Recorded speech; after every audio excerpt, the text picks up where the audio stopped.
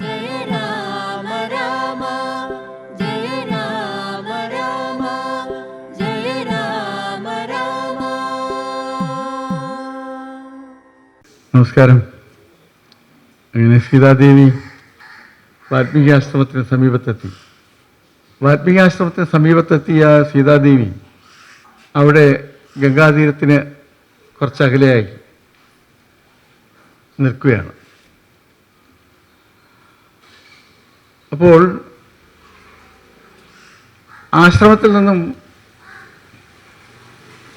പുറത്തേക്ക് വന്ന ചില മുനികുമാരന്മാർ നോക്കുമ്പോൾ അവിടെ ഒരു സ്ത്രീ ഏകയായി നിൽക്കുന്നു. അപ്പോൾ ഇതാരാ ഒരു സ്ത്രീ അങ്ങനെ ഏകയായി ഈ കൊടും കാട്ടിൽ വന്നിങ്ങനെ നിൽക്കാൻ കാരണം? ആ മുനികുമാരന്മാരത് ശ്രദ്ധിച്ചു.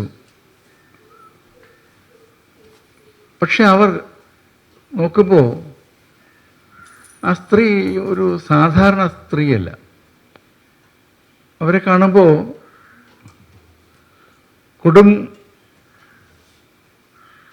ക്രൂരരായി കരുതുന്ന മൃഗങ്ങൾ പോലും, സിംഹമായാലും കരടിയായാലും പുലിയായാലും ഒക്കെ വളരെ അകലെ മാറിപ്പോകുന്നു. അവരടുത്തേക്ക് വരാതെ മാറിപ്പോകുന്നു. ബഹുമാനപൂർവ്വം പോകുന്നത് പോലെയാണ് ഈ മുനികുമാരന്മാർക്ക് മനസ്സിലായത്. അതിനിടയിൽ കൂട്ടമായെത്തിയ ചില ആനകൾ അവരുടെ മുന്നിലേക്ക് കടന്നു വന്ന് മുട്ടുകുത്തി തുമ്പിക്കൈ കൊണ്ട് വന്ദിക്കുന്നതായി ഇവർക്ക് കാണാൻ കഴിഞ്ഞു. പക്ഷികളൊന്നും ചലിക്കുന്നില്ല, യാതൊരു ചിലപ്പും കേൾക്കുന്നില്ല. പക്ഷികൾ ശിഖരങ്ങളിലും അല്ലാതെയൊക്കെ നിന്ന് ഈ സ്ത്രീയെ തന്നെ നോക്കി നിൽക്കുകയാണ്. നദി നിശ്ചലമായതുപോലെ തോന്നുന്നു. സാധാരണ വീശിയടിക്കാറുള്ള കാറ്റ് പോലും യാതൊന്നും അനങ്ങാതെ അവിടെ ശാന്തമായി നിൽക്കുന്നത് പോലെ ഒരനുഭവം. അപ്പം ആ സ്ത്രീയുടെ സാന്നിധ്യം അവിടെ ഒരു വല്ലാത്ത അന്തരീക്ഷം സൃഷ്ടിച്ചിരിക്കുകയാണ്. ഈ മുനികുമാരന്മാർ അവരുടെ ജീവിതത്തിനിടയിൽ ഇതുവരെ ഈ വിധത്തിൽ ഒരു അന്തരീക്ഷം ആശ്രമ പരിസരത്ത് കണ്ടിട്ടില്ല. ഇങ്ങനെ ഈ ആശ്രമ പരിസരത്ത് ഈ ഒരു മാറ്റം എന്താണ് ഉണ്ടായത്? അവർ നോക്കുമ്പോൾ വളരെ മനോഹരിയായ സ്ത്രീയാണ്. ഭയങ്കര ഐശ്വര്യ ശോഭ. അവർ ഓടിച്ചെന്ന് ആശ്രമത്തിൽ ചെന്ന് വാൽമീകി മഹർഷിയെ കണ്ടിട്ട് പറഞ്ഞു, മഹർഷി, നമ്മുടെ നദീതീരത്ത് അടുത്തായി നമ്മുടെ ആശ്രമ സമീപത്ത്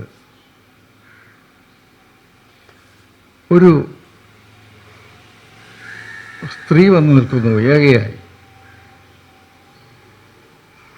പക്ഷെ അവരെ കണ്ടപ്പോൾ മൃഗങ്ങളെല്ലാം ഭയഭക്തി ബഹുമാനത്തോടുകൂടി ഒഴിഞ്ഞു മാറിപ്പോകുന്നു. കരിവീരന്മാർ മുന്നിലേക്ക് ചെന്ന് മുട്ടുകുത്തി തുമ്പിക്കൈ ഉയർത്തി അഭിവാദ്യം ചെയ്യുന്നതായിട്ട് കണ്ടു. പക്ഷികൾ ചിലയ്ക്കുന്നില്ല. എന്ത് അത്ഭുതമായി തോന്നുന്നു. നദി പോലും നിശ്ചലമായി നിൽക്കുന്നു, വായു നിശ്ചലമായി നിൽക്കുന്നു എന്ന് തോന്നുന്നു. എന്താണ് സംഭവിച്ചതെന്ന് ഒന്നും മനസ്സിലാക്കാൻ കഴിയുന്നില്ല. വാൽമീകി മഹർഷി ഒരു നിമിഷം ഇവരുടെ മുഖത്തേക്ക് നോക്കി. അപ്പം ഇവർ തന്നെ പറഞ്ഞു, കണ്ടിട്ട് മഹാലക്ഷ്മിയാണെന്ന് തോന്നുന്നു. മഹാലക്ഷ്മി നമ്മുടെ ആശ്രമത്തിലേക്ക് വരികയാണെന്ന് തോന്നുന്നു.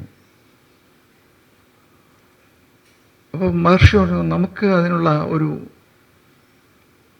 അറിയിപ്പും കിട്ടിയില്ലല്ലോ. മഹർഷി കിഴക്കോട്ട് നോക്കി ഒരു നിമിഷം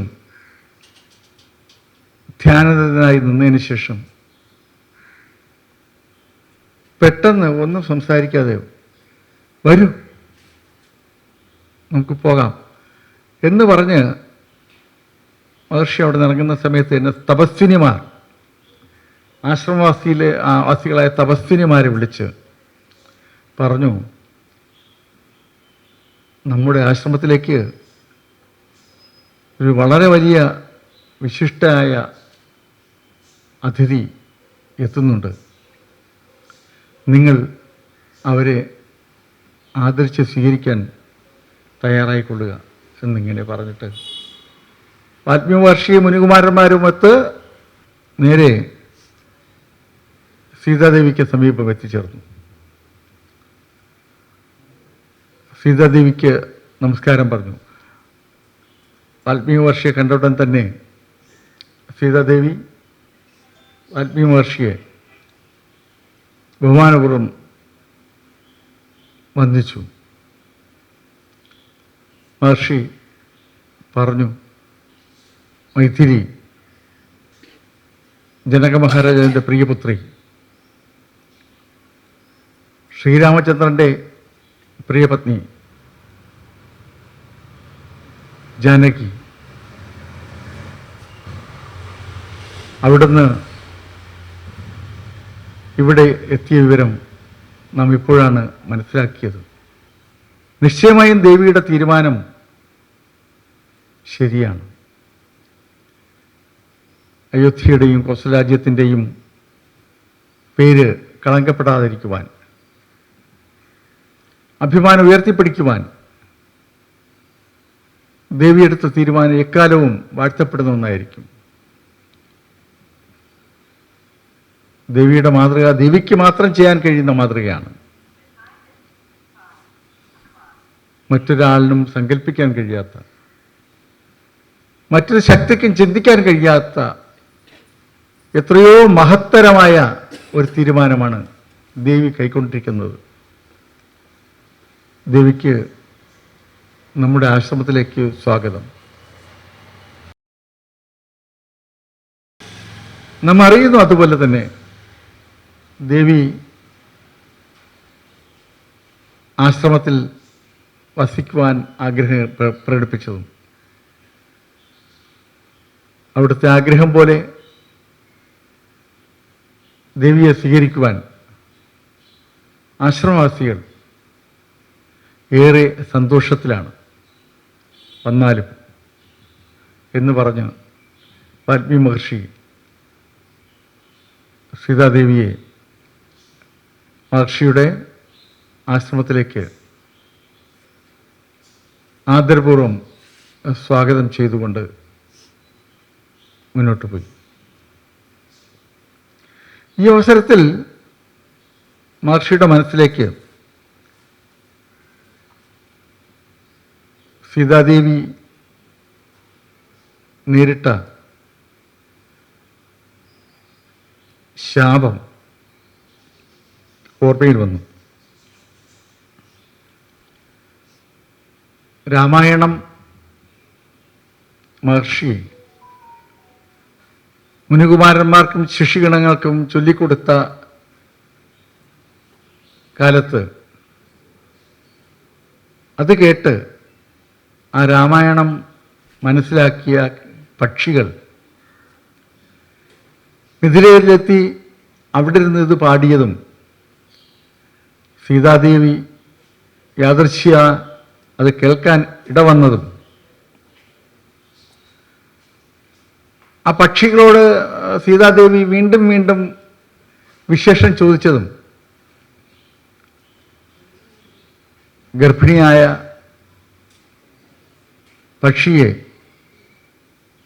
പക്ഷിയോടുള്ള സ്നേഹം കൂടുതൽ കൊണ്ട് അവിടെ തൻ്റെ കൊട്ടാരത്തിൽ കൂട്ടിലാക്കുവാൻ ആഗ്രഹിച്ചതും അങ്ങനെ കൂട്ടിലാക്കിയതും ആൺപക്ഷി സീതാദേവിയെ ശപിച്ചതുമായ കാര്യം വാൽമീകി മഹർഷിയുടെ മനസ്സിലേക്ക് കടന്നു വന്നു. ഗർഭിണിയായിരിക്കുമ്പോൾ